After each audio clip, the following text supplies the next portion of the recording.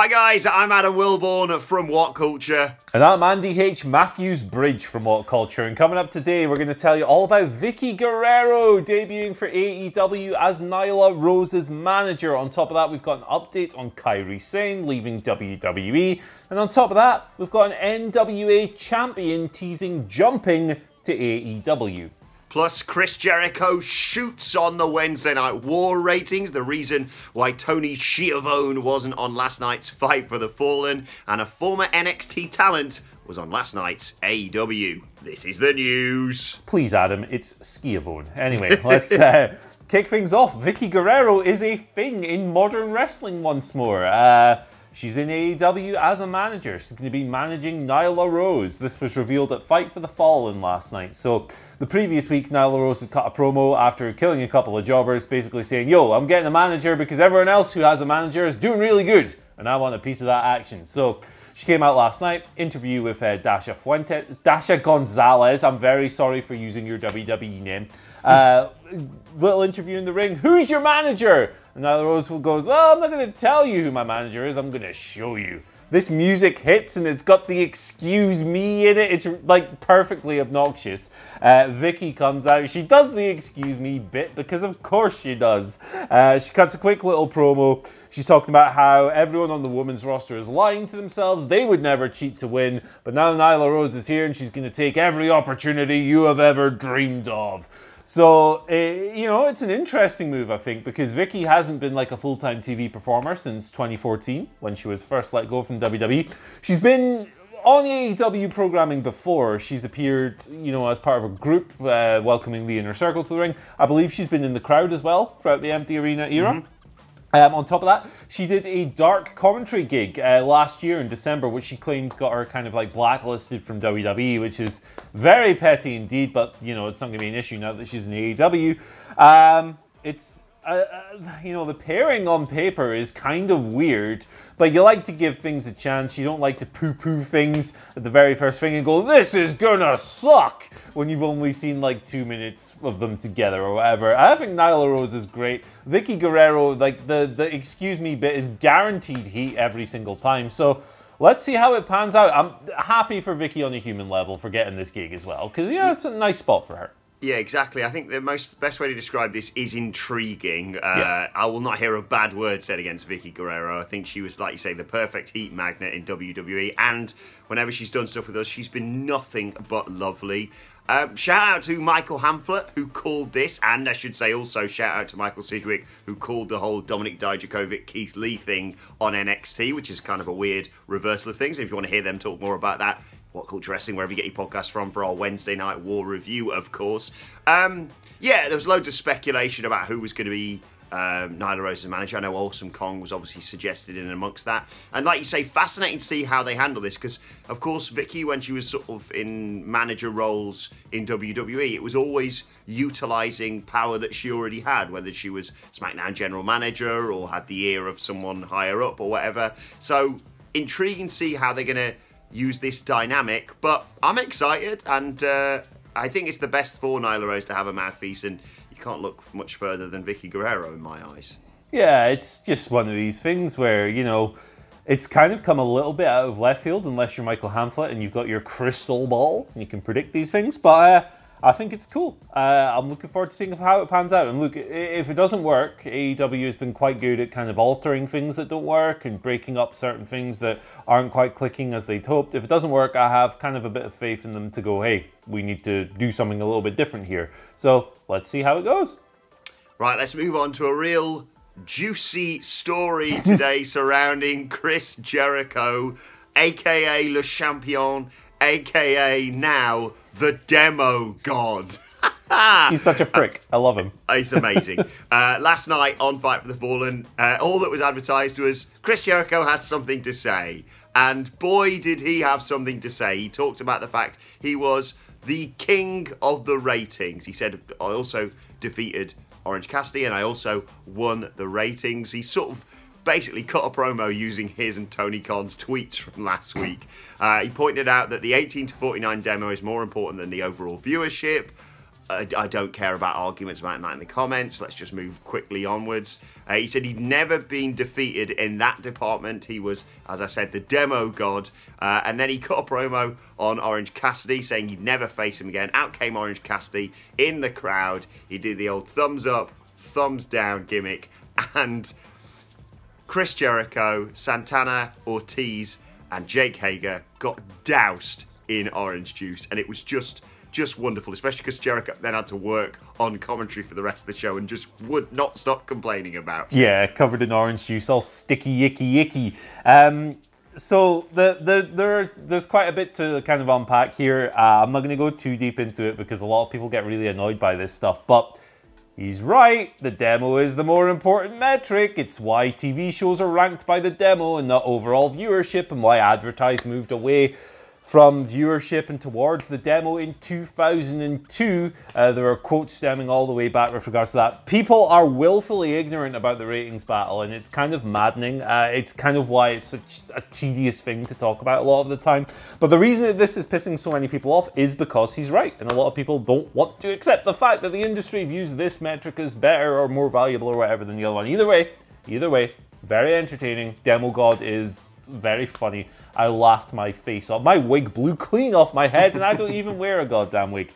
And you know, the dowsing was just a nice bit. Very WWE style, the dowsing bit. But you know, Chris Jericho complaining the whole show was just wonderful. And so, there we go. The sell from the whole thing, from all of them. Ortiz on the floor. Ortiz was spectacular. Ortiz was full on Vince McMahon swimming in it back in the day. He's just he's a bit over the top sometimes, Ortiz, but he's so entertaining, man. I love it when I love everything about him. Biting the ropes, doing that, all those sorts of sells. The best. This. Yeah. Whatever this is. The claw. Hey, it's good stuff, man. It's good stuff. Do you know what's not good stuff? Kairi Sane potentially leaving WWE. That's not great. Although it is good, obviously, if this is the decision that makes her happier, because you just want people to be happy. All right, don't be selfish. We got an update here from Tokyo Sports, the Japanese publication. Of course, they've released a new article stating that Kairi will indeed be leaving WWE. It'll be when her contract expires next month. An announcement is expected sometime around SummerSlam from WWE, the 23rd of August for SummerSlam. This is an ongoing saga. It first arose, I believe it was Fightful with the initial report saying that her WWE status was complicated.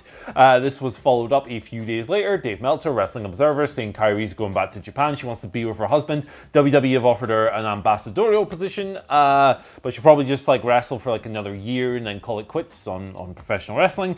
There was then another report stating that, hey, WWE's going to offer Kairi a new contract and it's going to be a big one because they want her to stay around. So stuff is floating around all over the place at the moment. The most definitive reports tend to point towards her actually leaving when this contract expires. WWE have teased a match with Asuka. SummerSlam would be a really good place to do that. They did the thing on Raw Talk this week where Kairi was like, hey, if you beat Sasha Banks, I will be ready for Asuka. And they hugged and laughed and stuff. And it was, a tease of a match that a lot of people would love to see, myself included. Yeah, man. I mean, I'd be well up for that. If that's going to be a farewell match, SummerSlam against your tag team partner, when you are one of the best wrestlers in the division going against another and you already have that chemistry, you can't get better than that, can you? Yeah, I think you've hit the nail on the head there, Andy. Like you say, whatever she decides to do, that's her decision. Whatever is best for her. If she wants to go back to Japan, I think that's completely fair enough, especially when it comes to sort of family-related matters, etc. And I'd be absolutely fine with her having a farewell match at SummerSlam with Asuka, even if I knew 100%, because there's always the time where they go, oh no, they're definitely leaving, and then they put the title on them, and you go, what?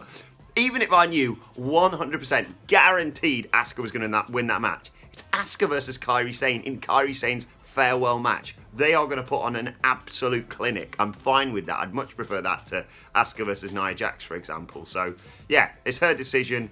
In summary, keep calm and Kairi on. I knew I'd get him. I tried to. No, you man. Where was Tony Schiavone last night on AEW's Fight for the Fallen show? I hear you ask. Well, it was pointed out on commentary right at the beginning of the show. He was absent due to delays in receiving test results relating to the ongoing global bastard. It was, as I said, pointed out by Jim Ross, Taz, Excalibur. They made the statement at the start of the show that he wasn't going to be there for the taping. Now, he hasn't tested positive. A follow-up report from eWrestling News says Tony is in, quote, good health and does not show any symptoms. It was just a case of erring on the side of caution. Obviously, our thoughts go out to Tony. Hopefully he gets all the right results needed. But if you're wondering why the legendary voice of WCW wasn't on the show and being pestered by Britt Baker, that is the reason. But no need to worry just yet. It was more of a precautionary measure. Yeah, the right move. You got to be precautionary with these things. If you don't have a result, and you know tests aren't infallible, we've acknowledged that hundreds of times before, but if you have that safety measure in place and the safety measure doesn't come through in time, regardless of a 70%, 80%, 50%, whatever reliability it has, if that doesn't come through, you've got to say, Tony, not tonight, brother.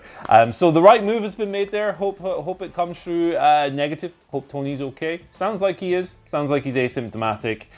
Love Tony Schiavone.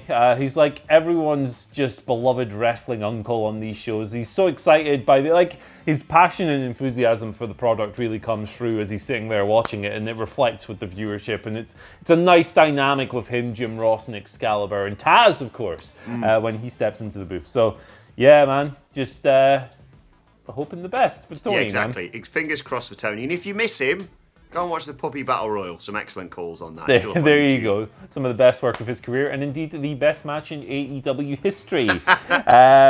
Anyway, let's move over a little bit. Let's talk about, NWA stuff. Weird, we don't talk about the NWA often. However, the NWA Women's Champion, Thunder Rosa, has teased crossing over to AEW to challenge Hikaru Shida for the AEW Women's... Did I call Thunder Rosa the AEW? She's the NWA Women's Champion if I did. Anyway, Shida had a promo last night where she was like, hey, if you got the passion, if you got the strength, come and challenge me. Thunder Rosa tweeted shortly after saying, AEW Women's Champion, is that an open challenge? So that's quite leading, obviously. Still under contract to the NWA, presumably, but the NWA is on ice at the moment. They're not doing anything. Dave Lagana left the organization. He was implicated as part of the Speaking Out movement. He's gone. Billy Corgan is like the last executive standing by the sounds of things. They're not producing any new content. There was a report from Fightful overnight that they offered Zicky Dice, who was their TV champion, a new contract at $250 a month, which wrestlers are underpaid anyway, but that's not a lot of money. So there's complications there. There's a lot of questions about that organization's future. Thunder Rosa is really good. One of the best things on Power since its inception, I think. Her and Allysin Kay have had a couple of really, really tremendous women's title matches. She projects like badassery on a level above probably anyone else in the division apart from Nyla Rose, who's just like... I love Nyla Rose. She's great. Very fearsome. But Thunder Rosa is quite scary herself. She'd be a really good addition. She's got MMA experience. She hits really hard. AEW Women's Division has improved a fair bit in 2020, but it's not quite where you'd want it to be yet, I think, for most fans. So any solid addition has to be looked at a positive thing. I would like to see this. Ricky Starks recently crossed over from the NWA, and he's signed now. So I think Thunder Rosa will be a good addition as well. Yeah, absolutely. I'd love to see this. We talk about this all the time. They need to be more...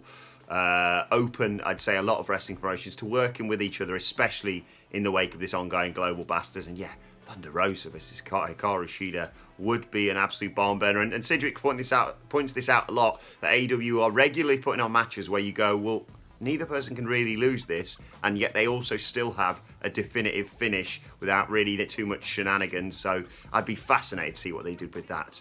But speaking of wrestlers changing promotions, sort of, I suppose, we had a former NXT talent on last night's AEW Fight for the Fallen show. Facing off against the Nightmare Sisters, that's Brandy Rhodes and Ali, of course, was Kenzie Page and former NXT wrestler MJ Jenkins. They were in action. Of course, the Nightmare Sisters got the W there despite their sort of fractious relationship. MJ Jenkins, of course, one of many wrestlers cut from that Black Wednesday releases back on the 15th of April, because they're all now available to work for promotions. Maybe even, let's just say, some might be appearing at Slammiversary on Saturday. Just the thought. Really excited to see how some of them do in Impact Wrestling. But yes, MJ Jenkins was there. MJ Jenkins is a particularly sad story. She was released in the midst of losing her brother-in-law to the ongoing Global Bastard. So nice to see her getting some work again and getting back in between the ropes. No word as to whether she is properly signed with AEW, but nevertheless, great to see her back in the ring, Andy. Yeah, just nice, because the situation surrounding her release, as you just explained, was just horrible, horrible stuff. Losing a family member and then losing your dream job at the same, that's what she tweeted at the time. It's just like, can't even fathom that, man. So good to see her kind of getting back on her feet professionally and so forth. Yeah, man, like, she's an interesting one because she was in the Mae Young Classic that year, lost to Rhea Ripley, and then I believe she only had one more televised match on NXT. So we have no idea, like, what kind of prospect she is or anything, which to me is more interesting than, you know, kind of signing someone that is already a known quantity a lot of the times, because it's like, okay, let's see what this person can do and let's see what the promotion can tap into. So looking forward to seeing what she does next for sure, but more importantly, just happy to see her wrestling again.